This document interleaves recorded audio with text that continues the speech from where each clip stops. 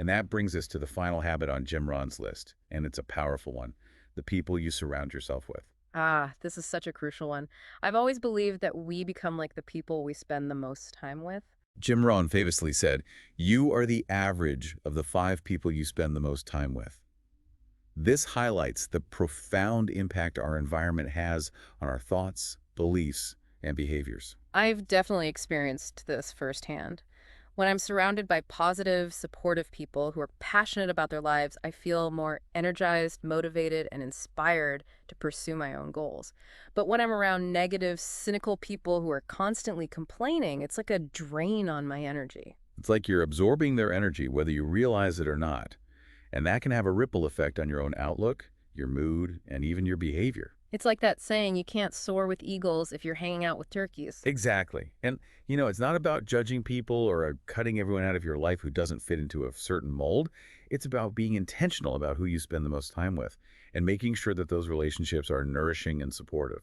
So, how do we actually do this? How do we find those amazing people to be around? Well, it starts with being mindful of the company you keep. Take a look at your social circle and ask yourself, are these relationships lifting me up or holding me back? Are these people who inspire me, challenge me, and support my growth? That's such a great question to ask ourselves. And if we realize that some of our relationships are draining our energy or holding us back, what can we do about it? It's not always easy, but sometimes it's necessary to set boundaries or distance ourselves from relationships that are no longer serving us. And at the same time, we can actively seek out relationships with people who embody the qualities we admire. So it's a two-pronged approach, releasing what no longer serves us and inviting in what does. But how do we actually find those inspiring, supportive people? It's about putting yourself out there, expanding your social circle, and creating opportunities for connection. Join clubs or organizations that align with your interests. Attend workshops or conferences. Volunteer for a cause you're passionate about. Or even strike up conversations with strangers who seem interesting. I love that. It's about being proactive and taking ownership of our social lives rather than just passively accepting whatever comes our way.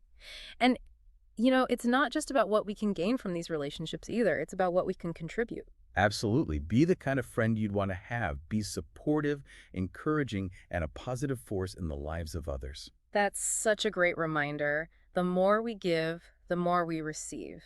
And when we surround ourselves with people who are committed to growth and positivity, we create an environment that nurtures our own well being and inspires us to reach our full potential.